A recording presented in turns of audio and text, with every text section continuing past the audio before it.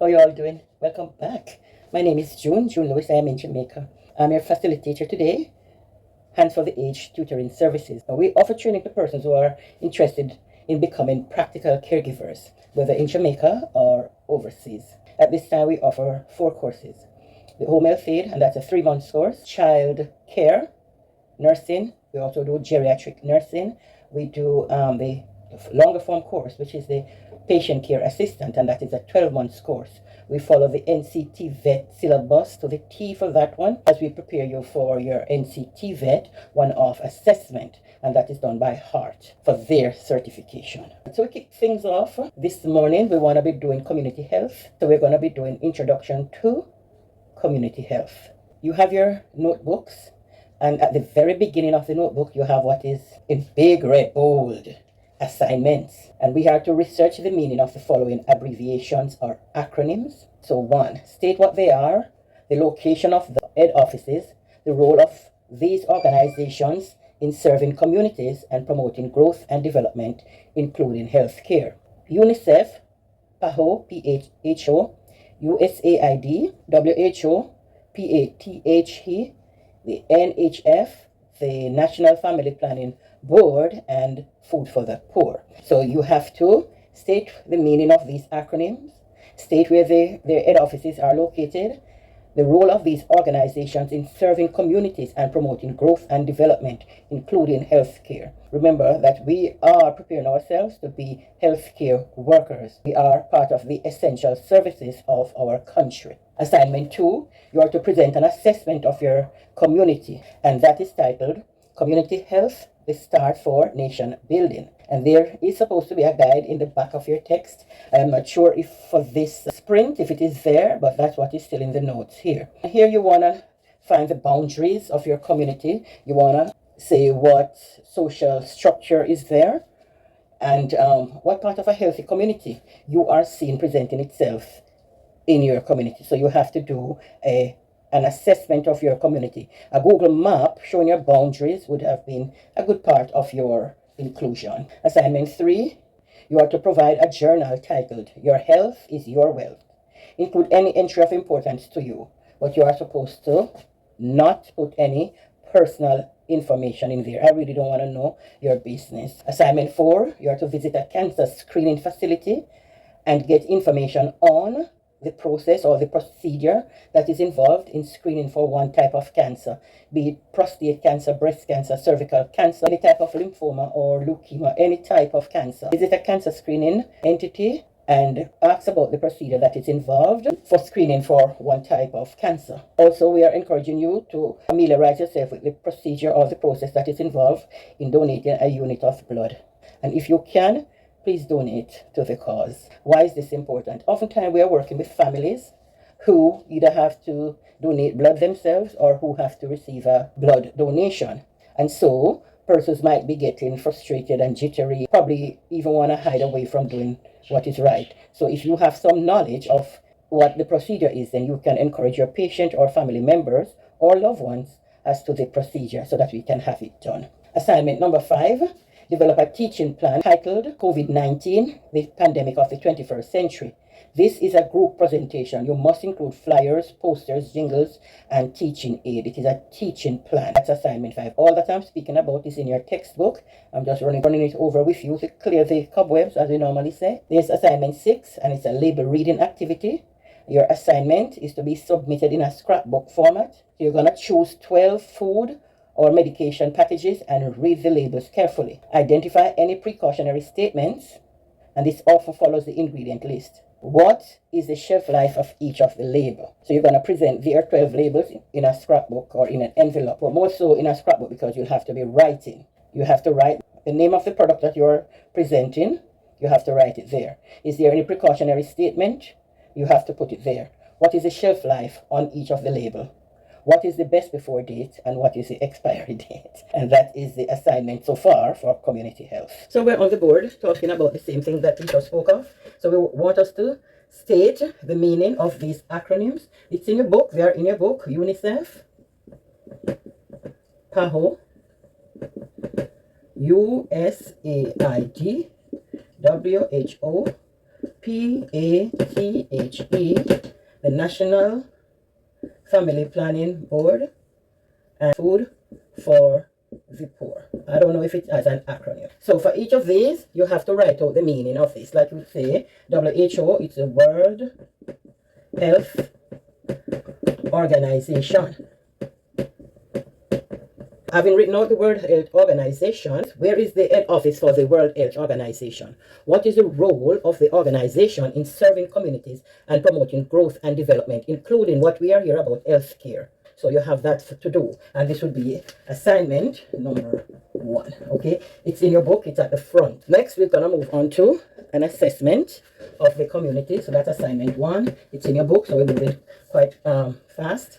So present an assessment of your community. So you want to assess your community. All right. And in doing your assessment, your project is going to be titled. This is the title of your project. And it's community health.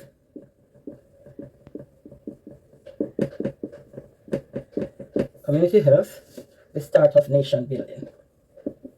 This is the title of your project.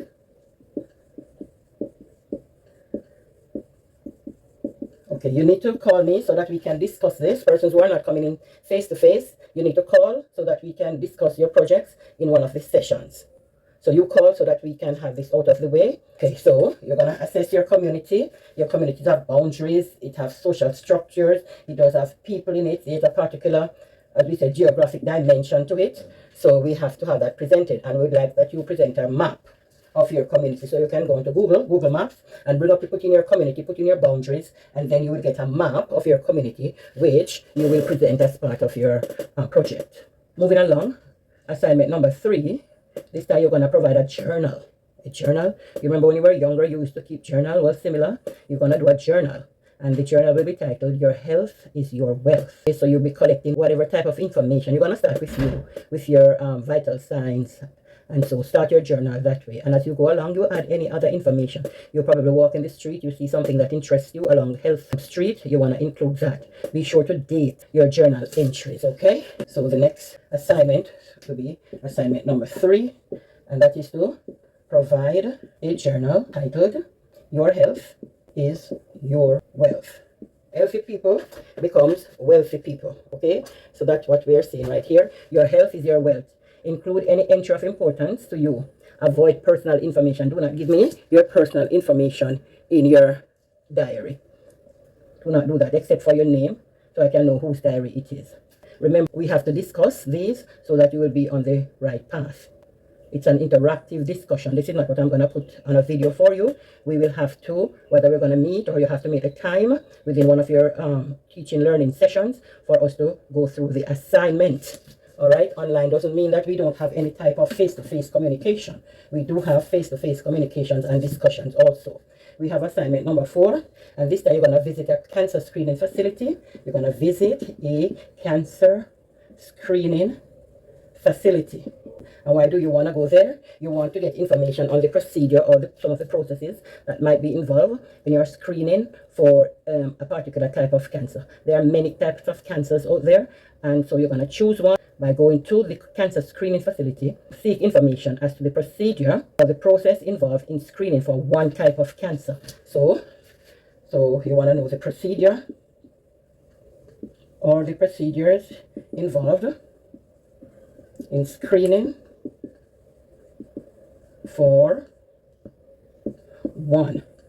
only one you're doing, one type of cancer. So there are many cancers out there. All right, you can have breast cancer, you have prostate cancer, you can have cervical cancer. I think there's some lymphoma. I don't know. All right, even leukemia. I'm not sure if this is spelled correctly, but that's leukemia I'm trying to put there. Okay, so you choose one. You want to know the procedures that are involved in screening for one type of cancer. All right, breast, cervical, anyone, choose one.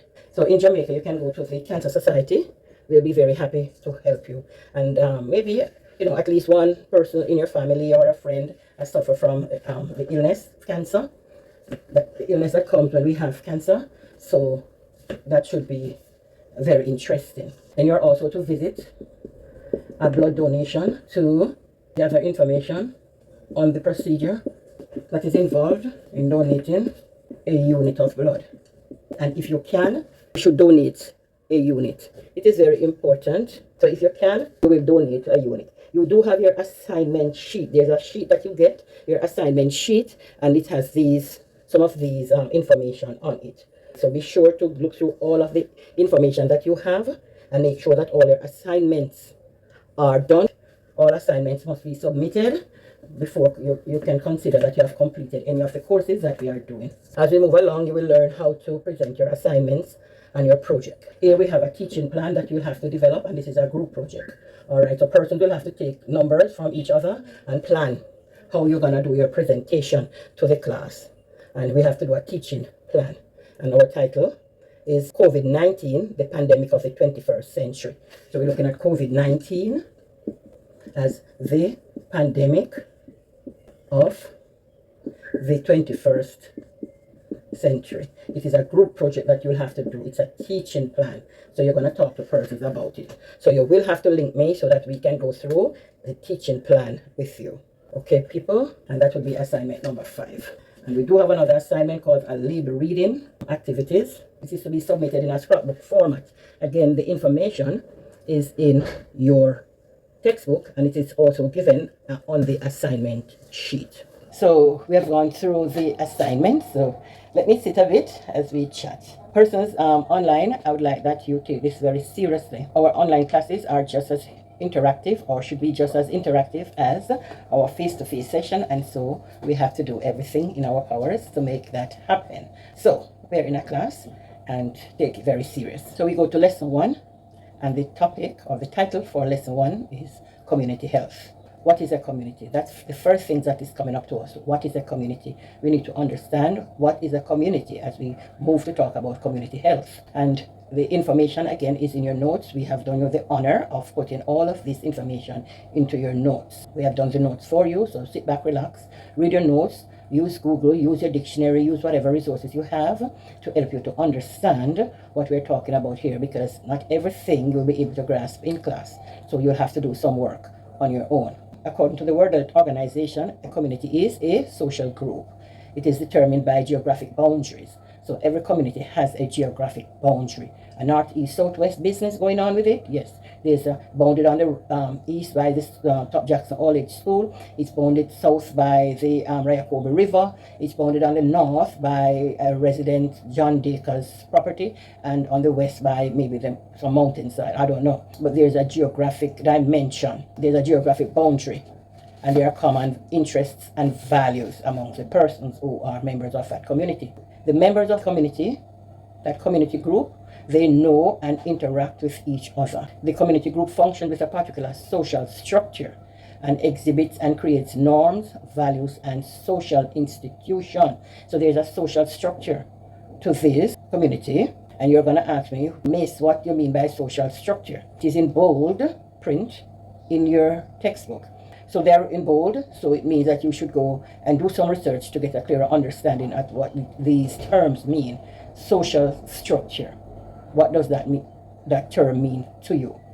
So it's not everything that will be explained to you. You will have to be doing some legwork for yourself so that some things can be cemented within you. So the community group functions with a particular social structure and exhibits and creates norms, values, and social institution. For persons who have done social studies, they would have, or you would quite understand where we're going with this, because this is part of your social studies CXC syllabus. When we talk about dimensions of a community, we talk about the residents, we talk about the geographic and time dimensions, and we talk about the aims and the activities of the community. So there are persons, there must be people living in this place that you call a community, in this geographical space that you call a community. The community will have a geographic and time. Geographic and time means boundaries can change over time. So at this point in time, you are bounded westwardly by your neighbor, Jonathan Hibberts. But then for some reason, even the government might need a portion of land to do some other type of development, maybe to cut roads and so. So then the boundary will change. So the boundary as it was in 2025 might not be that boundary in 2027. And even politically, you know that sometimes a particular community was within a particular constituency, and then after a while it is moved. So the constituency being a large community, its boundaries have changed over time. There are many reasons why boundaries can change. But what is important is for you to understand there is a geographic dimension to a community, and this geographic dimension has a time on it. It is at a particular time, date. So it can change. It also has its activities. It has its goals, its aims, its objective. What does the community want? And what are some of the functions of a community? Then we talk about the characteristic of a healthy community. These information are in your book. So characteristic of a healthy community. What are some of the characteristics that you are seeing in your book? Let me hear them. We have here at least 8. Let me count how much I have here. So you can look in your book, characteristics of a healthy community. 1, 2, 3, 4, 5, 6, 7, 8, 9. We have 9 here given in your notes. Characteristics of a healthy community. So I would advise you to read them through, and then let us talk a little bit more about them. So look at the board. Again, we're doing Introduction to Community Health, and we're at lesson 1. And we were looking at the definition of a community as it is presented by the World Health Organization, WHO. And WHO, the World Health Organization, says that a community is a social group. So the World Health Organization describes a community as a social group. Social means that there are persons, many individuals, and that's what makes it a social group. We're talking about people, many are individuals. And then we talk about the dimensions of a community. What makes a community, and we have 3 major dimensions: people, place, and function. People has to do with who are living in the community, and these are residents. And then there's a place dimension. So the community is at a particular geographic, it occupies a particular geographic space at a particular time. And then there are functions that the community will perform, and the community has developed its own norms and values and social institutions. And then you have to tell me next class, or when we're having our discussion, what we mean by social institution. So firstly, you have to look up what a social group is. Write that in your notes. What is meant by the term social structure? Write that in your notes. Look up what is the meaning of norms and values and social institution, and give examples. Put these in your notes so that when you're reading, you have a very clear understanding of what we're talking about here. We move now to the characteristic of a healthy community, and we're looking at 9 characteristics. We're looking at awareness, natural resources of the community, what type of subgroups might be in the community. We're looking at crisis or problem solving processes. We're looking at communication within the community.